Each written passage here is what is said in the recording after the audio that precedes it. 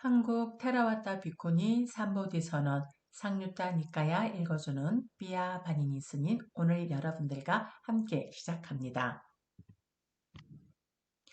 삼보디 선언 3월 일정은 화면에 보시는 바와 같습니다. 여러분들의 수행 일정에 삼보디 선언의 일정들이 도움이 되시길 바랍니다.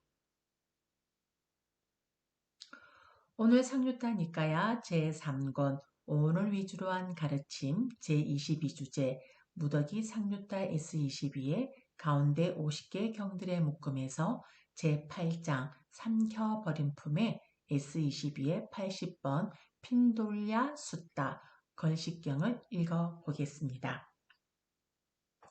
한때 세종께서는 사카에서 까필라와뚜의 니고로다 원림에 머무셨다.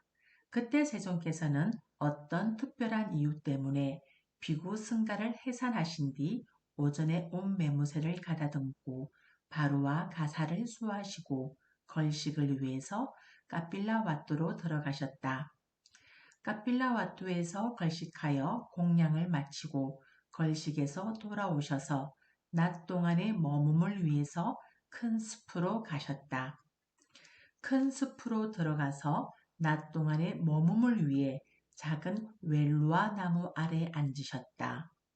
그때 세종께서 한적한 곳에 가서 홀로 앉아있는 중에 문득 이런 생각이 마음에 일어났다.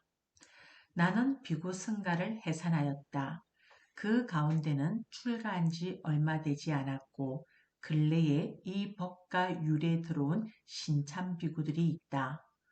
만일 그들이 나를 보지 못하면 변질되고 바뀔 것이다. 예를 들면 막 태어난 어린 송아지가 어미를 보지 못하면 변질되고 바뀌는 것과 같다. 그와 같이 그 가운데는 출가한 지 얼마 되지 않았고 근래에 이 법과 율에 들어온 신참 비구들이 있다. 만일 그들이 나를 보지 못하면 변질되고 바뀔 것이다. 예를 들면 어린 씨앗이 물을 얻지 못하면 변질되고 바뀌는 것과 같다. 그와 같이 그 가운데는 출가한 지 얼마 되지 않았고 근래에 이 법과 율에 들어온 신참 비구들이 있다. 그러니 내가 전에 비구 승가를 보호하였듯이 지금도 비구 승가를 보호해야 할 것이다. 그러자 싸움바띠 범천이 마음으로 세존이 마음에 일으키신 생각을 알고 마치 힘센 사람이 구부렸던 팔을 펴고 폈던 팔을 구부리는 것처럼 범천의 세계에서 사라져서 세존의 앞에 나타났다. 그때 싸움바띠 범천은 한쪽 어깨가 드러나게 윗옷을 입고 세존을 향해 합장하고 이렇게 말했다. 참으로 그러하옵니다 세존이시여. 참으로 그러하옵니다 선서시여. 세존이시여. 세존께서는 비구 승가를 해산하셨습니다. 그 가운데는 출가한 지 얼마 되지 않았고 근래에 이 법과 율에 들어온 신참 비구들이 있습니다. 만일 그들이 세존을 뵙지 못하면 변질되고 바뀔 것입니다. 예를 들면 막 태어난 어린 송아지가 어미를 보지 못하면 변질되고 바뀌는 것과 같습니다. 그와 같이 그 가운데는 출가한 지 얼마 되지 않았고 근래에 이 법과 율에 들어온 신참 비구들이 있습니다. 만일 그들이 세존을 뵙지 못하면 변질되고 바뀔 것입니다. 예를 들면 어린 씨앗이 물을 얻지 못하면 변질되고 바뀌는 것과 같습니다.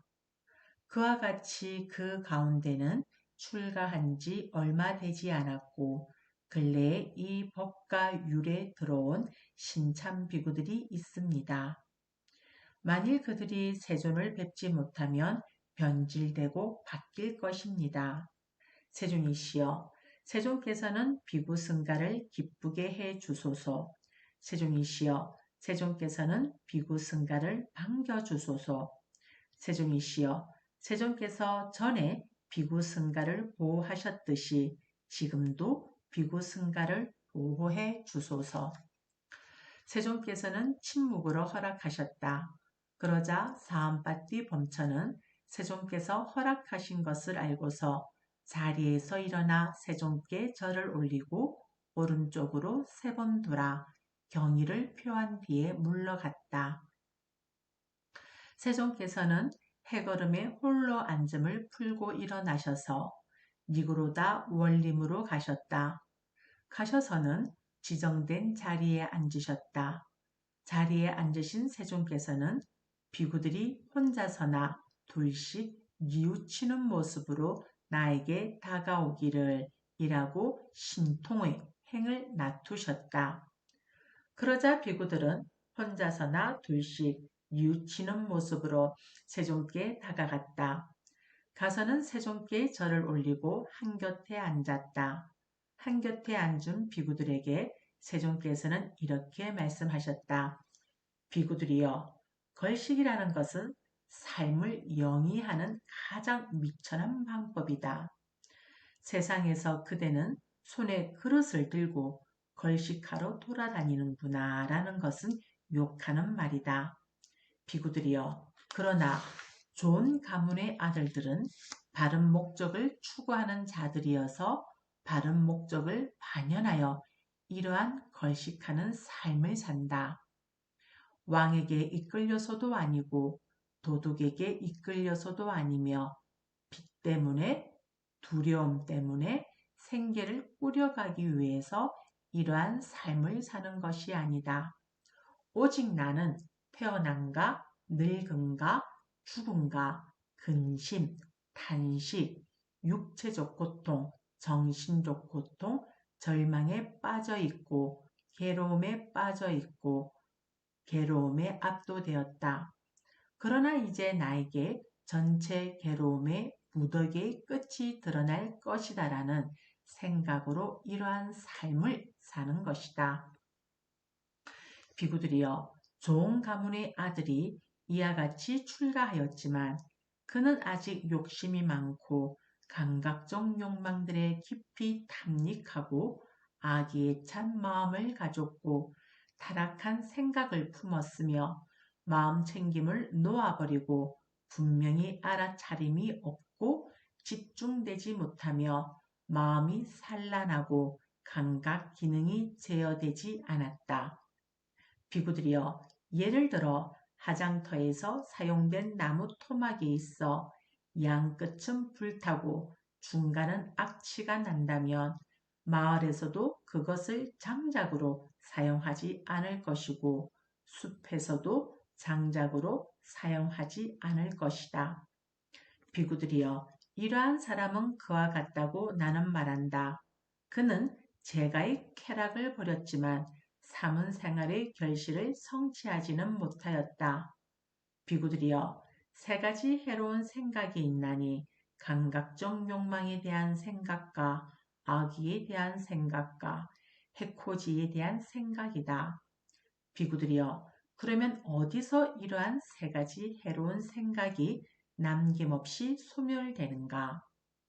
4가지 마음 챙김의 확립에 마음이 확립되어 머물거나 표상 없는 산매를 닦을 때 그렇게 된다. 비구들이여, 이것이 표상 없는 산매를 닦아야 하는 충분한 이유이다. 표상 없는 산매를 닦고 많이 공부 지으면 큰 결실이 있고 큰 이익이 있다. 비구들이여, 2가지 견해가 있나니 존재에 대한 견해와 존재하지 않음에 대한 견해이다. 잘 배운 성스러운 제자는 이 경우에 대해서 이렇게 숙고한다. 그런데 이 세상에서 내가 비난받지 않고 취착할 수 있는 것이 있을까라고. 그는 이와 같이 꿰뚫어 안다. 참으로 이 세상에서 내가 비난받지 않고 취착할 수 있는 것은 아무것도 없다. 나는 물질을 취착할 것이고 느낌을 취착할 것이고 인식을 취착할 것이고 심리 현상들을 취착할 것이고 아르마리를 취착할 것이기 때문이다.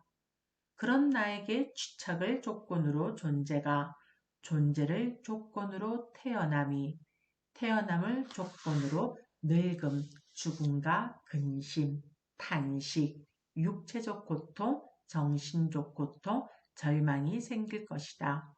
이와 같이 전체 괴로움의 무더기가 발생할 것이다라고. 비구들이여, 이를 어떻게 생각하는가? 물질은 항상한가? 무상한가? 무상합니다. 세존이시여. 그러면 무상한 것은 괴로움인가? 즐거움인가? 괴로움입니다. 세존이시여. 그러면 무상하고 괴로움이고 변하기 마련인 것을 두고 이것은 내 것이다. 이것은 나다. 이것은 나의 자아다라고 관찰하는 것이 타당하겠는가? 그렇지 않습니다. 세존이시여. 비구들이여, 이를 어떻게 생각하는가? 느낌은, 인식은, 심리 현상들은, 아르마리는 항상한가? 무상한가? 무상합니다. 세존이시여. 그러면 무상한 것은 괴로움인가? 즐거움인가? 괴로움입니다. 세존이시여. 그러면 무상하고 괴로움이고 변하기 마련인 것을 두고 이것은 내 것이다. 이것은 나다. 이것은 나의 자아다라고 관찰하는 것이 타당하겠는가?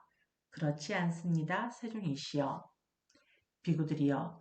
그러므로 그것이 어떠한 물질이건 그것이 어떠한 느낌이건 그것이 어떠한 인식이건 그것이 어떠한 심리 현상들이건 그것이 어떠한 아르마리이건 그것이 과거의 것이건 미래의 것이건 현재의 것이건 안의 것이건 밖의 것이건 거칠건 미세하건 저열하건 수승하건 멀리 있건 가까이 있건 이것은 내 것이 아니요 이것은 내가 아니며 이것은 나의 자아가 아니다라고 있는 그대로 바른 통찰지로 보아야 한다.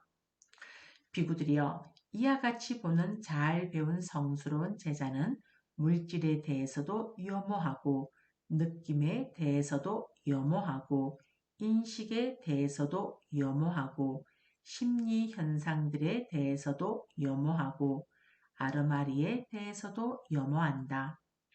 염호하면서 탐욕이 빗바래고 탐욕이 빗바래기 때문에 해탈한다. 해탈하면 해탈했다는 지혜가 있다. 태어남은 다 있다. 청정범행은 성취되었다. 할 일을 다해 마쳤다. 다시는 어떤 존재로도 돌아오지 않을 것이다라고 깨뚫어 안다. 네, 긴 경이었습니다. 이상으로 해서 오늘 S22의 80번 핀돌랴 숫다 걸식경이 마무리되어졌습니다. 사두 사두 사두.